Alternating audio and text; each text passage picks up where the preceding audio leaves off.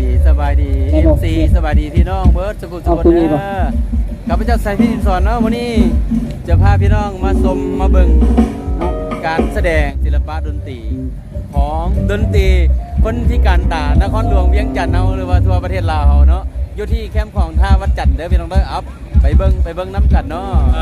ตอนนี้กำลังร้องเครื่องกันอยู่เนาะตีเลยเบสได้เอาเบสขึ้นอีกหน่อยนึงก็ดีเด้อเพราะว่ากล่องอยากแห้งกว่าโอ้จันแก้วจันแอแก้วมาได้ใหญ่แน่เฮ้ยแจมของท่าวัดจันทร์เด้อทีมงานวงดนตรีพี่การตานครหลวงเขาเนาะแจมของท่าวัดจันทร์คนมาเที่ยวหลายแต่ละแรงพี่น้องปีนี้นักท่องเที่ยวจากประเทศต่างประเทศหลายคนไม่มาจันคำติบเพิ่นอยากให้ฟังเครื่องเสียงไงโอเคเอาลองลิ้นเบิ่งเนาะอันนี้บางจนนี่มือกลองเด้อเบสพอแล้วเนาะจันมีมือคีย์บอร์ดอันนี้ผู้ซื้อเพิ่นไว้อันนี้หัวหน้าทีมจันเอแก้วหัวหน้าทีมใหญ่เด้ออีกเด้ออันนี้จันกรเนาะได้ว่าพี่การตาทางนั้นเลยเนาะพอกีตาร์โซโล่ลองเนาะให้คนนำกันได้พี่น้องเด้อสามารถซุกยูได้พี่น้องสนับสนุนได้แล้วส่งเสริมเพิ่นคนมีความสามารถรถสาม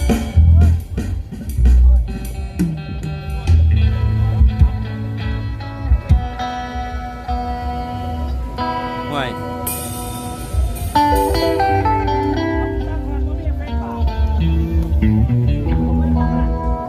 เบิ้งไม้ไอ้เด้อมันเปิดบ่ได้นะไม่เปิดบ่ได้ว่ะ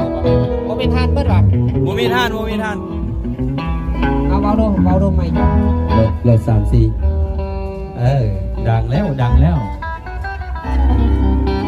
เอาขอเบ็ดกองเ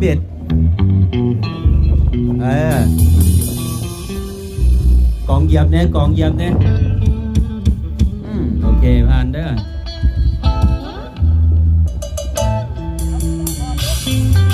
โอเคกองผ่านเบิดแล้วได้เบิดแล้วกองเนาะมากอกมาแกะแกงสาบได้เบิดแล้วกีตาร์คอร์ดเอากีตาร์คอร์ดเบิ่งกีตาร์คอร์ดโอ้กีตาร์คอร์ดอันนี้เป็นทางหน่วยงานของพวกเขาเนาะกิจกรรมของเพิ่นว่าสิมีอย่างใดกิจกรรมของเพิ่นบ่แน่ใจเด้อ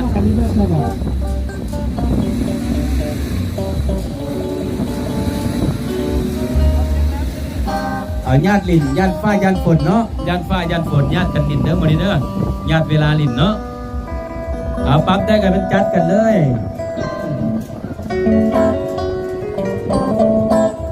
อันนี้ทีมงานวงดนตรีทั้งหน่วยงานพิการตาเนาะ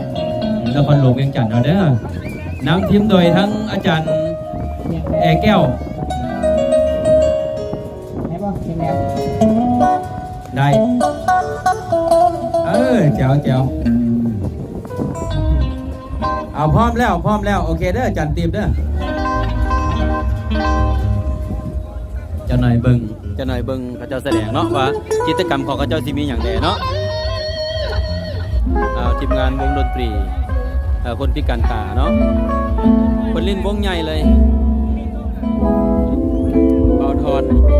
มือกีตาร์สโลว์จันเอกแก้วกีตาร์คอร์ดเนาะจันหมีมือคีย์บอร์ดกีตาร์เบสซื้ออย่างเนาะสมพรโอเคโอ้ยเพิ่นมีความสามารถพี่น้องส่งเสริมกันเนาะอาจารย์จอนนี่มือกลองเด้อเล่นคีย์บอร์ดก็ได้เล่นกีตาร์ก็ได้เล่นเบสก็ได้เพิ่นนี่เป่าแคนก็ได้อีกลิ้นนมแห้งดีลิ้นนมมันแห้งคักกันการตีมือมิกคนเลยขนาดทีมงานเอาเนาะเอาพร้อมหรือยัง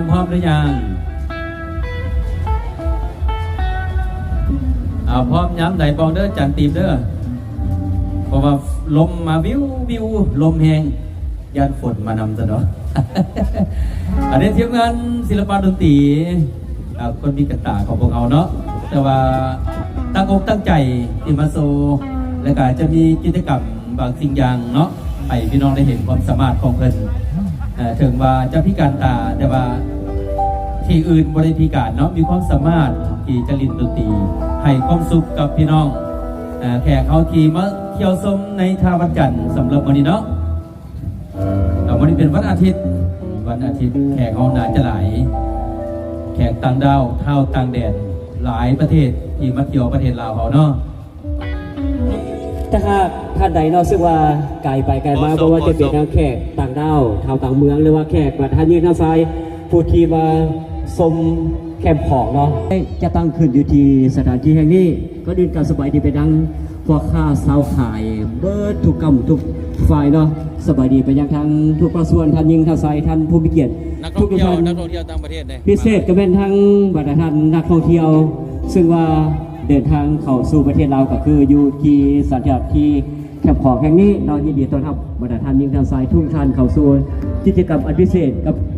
ศิลปะของคนพิการของพวกเรากันสำหรับในวันนี้เราเป็นการแสดงศิลปะเพื่อคนพิการเพื่อให้ประธานได้รู้ได้เข้าใจโดยความสามารถสีไม้ลายมือจากคนพิการของเราซึ่งมีหลากหลายสินค้าเนาะหลากหลายผลิตภัณฑ์ของคนพิการของเรามาวางโอ้โหคนงามมาพี่น้องมาลินมาเที่ยวเด้อประเทศลาวเด้อแต่แคมป์ของท่าวัดจันทร์นครหลวงยังจันทร์เอาเนาะมีตลกตารูดมีรถซิ่งมีรถไฟฟ้าเด็ดรถไฟฟ้าเหมาะสมกับการมาลินมาเที่ยวเนาะโดยเฉพาะเป็นคนนครหลวงยังจันทร์เอาหรือว่าต่างแขวงหรือว่าต่างประเทศเนาะนครหลวงยังจันทร์อินลาวนครหลวงยังจันทร์กรมการเกษตรไอเดเริ่มจะเสพแล้วทางตลาดมีทางตลาดนัดในดอยธรรมนีมีทั้งสินค้าที่คนพิการพวกเขาได้มาฟังสดบรรยากาศสดเริ่มแล้ว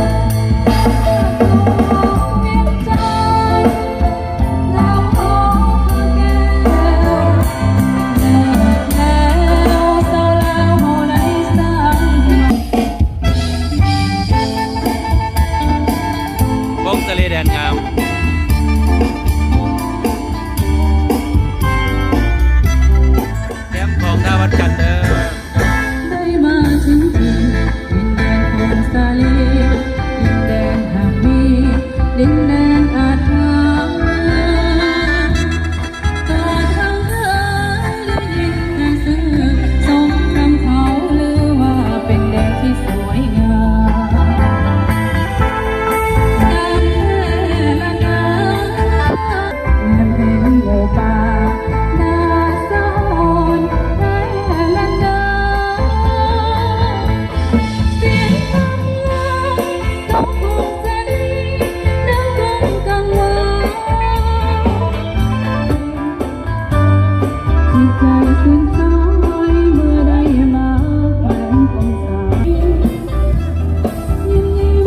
เบิ่งไปพร้อมๆกันเนาะ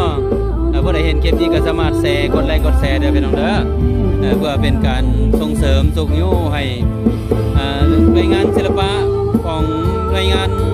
พิการตาเฮาให้กว้างขวางให้ทางสังคมได้ครับผู้เนาะผู้ใดมีเงื่อนไข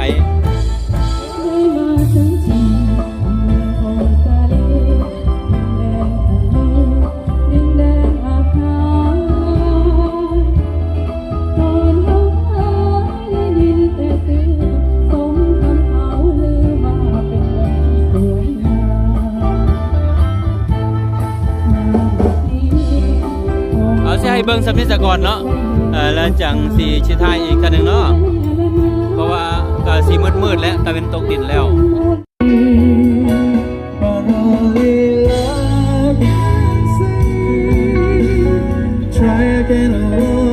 บอยจอนนี่เด้อ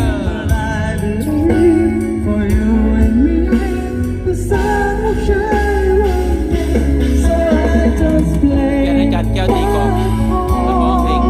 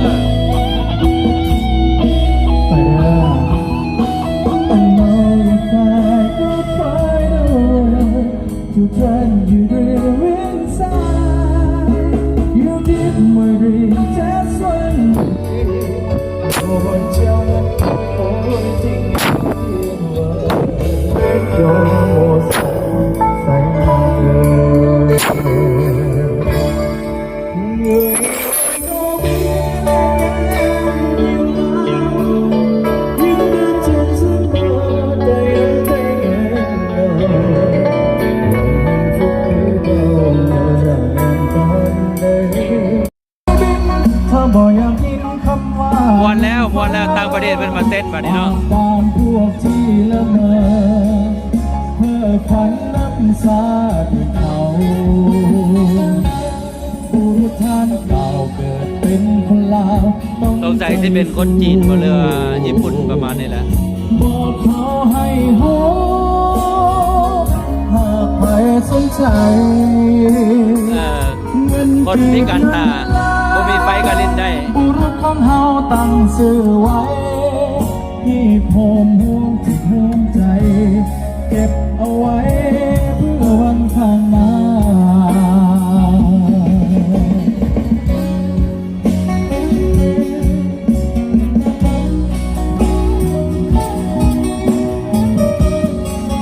ม่วนเด้อพี่น้องม่วนเลยเด้อ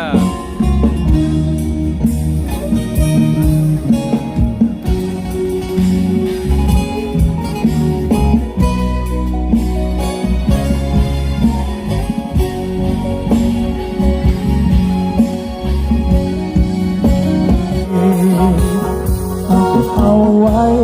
เพื่อเก็บเอาไว้เติมใจเสมออย่าให้รอยบิน